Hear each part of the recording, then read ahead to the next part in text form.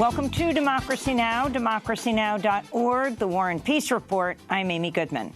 Burmese authorities released award-winning Reuters journalists Wallon and Chaw So-u today after months of global outrage and pressure. The pair had been behind bars for nearly a year and a half. They reported on the systematic expulsion and murder of Rohingya Muslims from Burma in 2017 and uncovered a massacre committed by the Burmese military against a group of Rohingya in the village of Indin.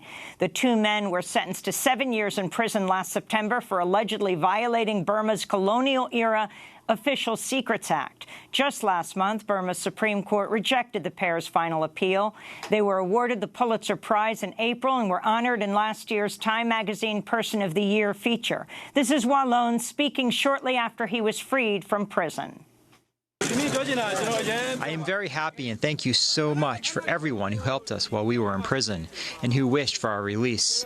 I want to say thank you very much. Inside in the prison and also around the world, people who are wishing to release us. So I would like to say thank you very much for everything. I'm really happy and excited to see my family and my colleagues. And I can't wait to go my newsroom now. In the United States, a bipartisan group of over 560 former federal prosecutors have signed on to a statement saying President Trump's actions would have resulted in obstruction of justice charges were Trump not the sitting president of the United States. The letter elaborates on actions by Trump uncovered by special counsel Robert Mueller's report, falling under the categories of, quote, the president's efforts to fire Mueller and to falsify evidence about that effort, the president's efforts to limit the scope of Mueller's investigation, to exclude his conduct, and the president's efforts to prevent witnesses from cooperating with investigators probing him and his campaign, unquote. Special counsel Mueller's report did not come to any conclusions about obstruction, saying instead it could not exonerate Trump. However, Attorney General William Barr concluded in his summary of the report that there's insufficient evidence to pursue obstruction charges. The House Judiciary Committee has scheduled a vote Wednesday to determine whether they'll hold Attorney General William Barr in contempt after he failed to meet Monday's deadline to hand over special counsel Robert Mueller's unredacted report to lawmakers. The move also follows Barr's no-show at a congressional hearing before the committee last Thursday. Lawmakers have set a tentative date of May 15th for Mueller to testify. On Sunday, Trump tweeted Mueller should not testify before Congress, reversing an earlier statement saying the decision was up to Barr. In more news from Capitol Hill, the Treasury Department failed to comply with a congressional request to hand over 6 years' worth of President Trump's tax returns Monday. In a letter to the House Ways and Means Committee, Treasury Secretary Steve Mnuchin said the request, quote, presents serious constitutional questions and lacks a legitimate legislative purpose, unquote. Ways and Means Chair Richard Neal said he's consulting with legal counsel to determine the appropriate response to Mnuchin's refusal. Secretary of State Mike Pompeo met with Russian counterpart Sergei Lavrov Monday at the Arctic Council meetings in Finland. After the meeting, Lavrov again warned against a reckless military solution in Venezuela. Russia has stood by the government of President Nicolas Maduro during the ongoing political crisis, while the U.S. has supported opposition leader Juan Guaido and calls to overthrow Maduro. The Trump administration's refused to take military intervention off the table. While at the Arctic Council meetings, Pompeo celebrated the shrinking levels of sea ice in the region, saying it opened up new opportunities for trade. He also called for the exploitation of natural resources in the Arctic. The Arctic is at the forefront of opportunity and abundance. It houses 13% of the world's undiscovered oil, 30% of its undiscovered gas, and an abundance of uranium, rare earth minerals, gold, diamonds, and millions of square miles of untapped resources. Steady reductions in sea ice are opening new passageways and new opportunities for trade. Pompeo added, quote, Arctic sea lanes could become the 21st century Suez and Panama canals, unquote. Scientists warn melting sea ice in the Arctic due to climate change will have catastrophic effects on coastal cities, biodiversity, and the global economy. President Trump has called climate change a Chinese hoax. Mike Pompeo was scheduled to meet with German Chancellor Angela Merkel in Berlin today after leaving the Arctic Council gathering. However, the U.S. State Department announced the meeting has been canceled due to pressing issues. No further details have been made available.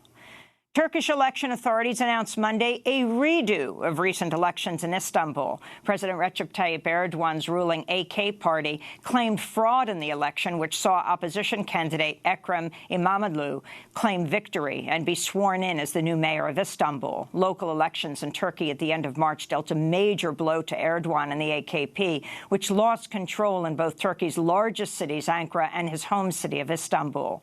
The Supreme Electoral Council, which made the decision to scrap the election results, is dominated by the AKP. A new vote in Istanbul is scheduled for June 23rd.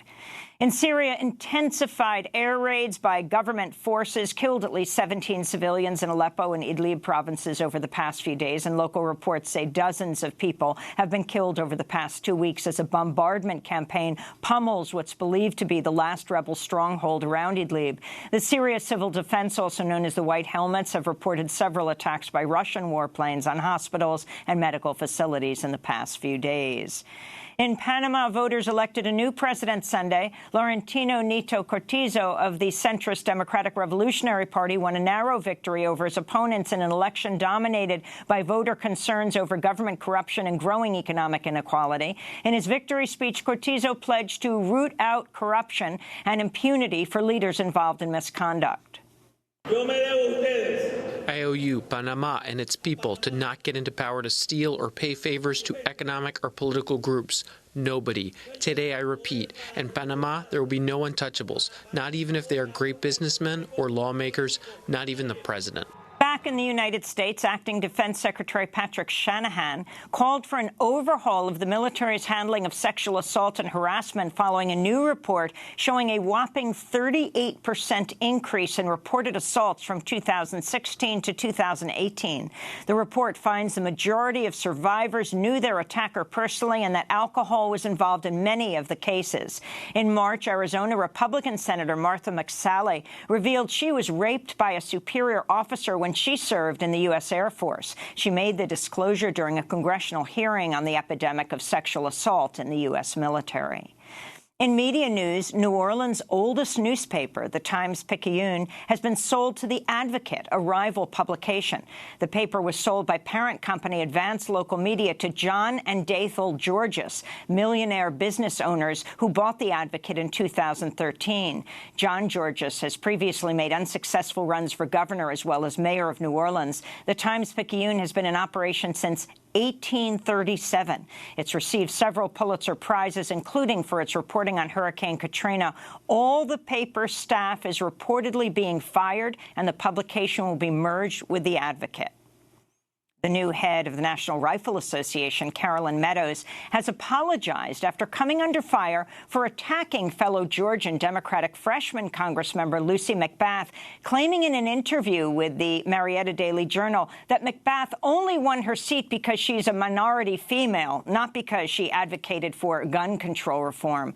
Congressmember McBath, whose African-American 17-year-old son, Jordan Davis, was shot dead in 2012 at a Florida gas station, campaigned on gun control platform and said she was inspired to run for office after witnessing the student activism following the massacre at Marjorie Stoneman Douglas High School in Parkland, Florida. Previous NRA head Oliver North was ousted last week after he threatened to reveal evidence of corruption against longtime NRA chief executive Wayne LaPierre, and after New York's Attorney General opened an investigation into the NRA's tax-exempt status. And New Jersey Senator and 2020 presidential hopeful Cory Booker unveiled a 14-part plan to combat gun violence Monday. The plan includes a nationwide gun licensing program, which would involve a background check, fingerprinting, an interview, and gun safety classes. The plan also includes more funding for research on gun violence, a ban on assault weapons, high-capacity ammunition, and bump stocks. And those are some of the headlines. This is Democracy Now!, democracynow.org, The War and Peace Report. I'm Amy Goodman. And I'm Juan Gonzalez. Welcome to all of our listeners and viewers across the country and around the world.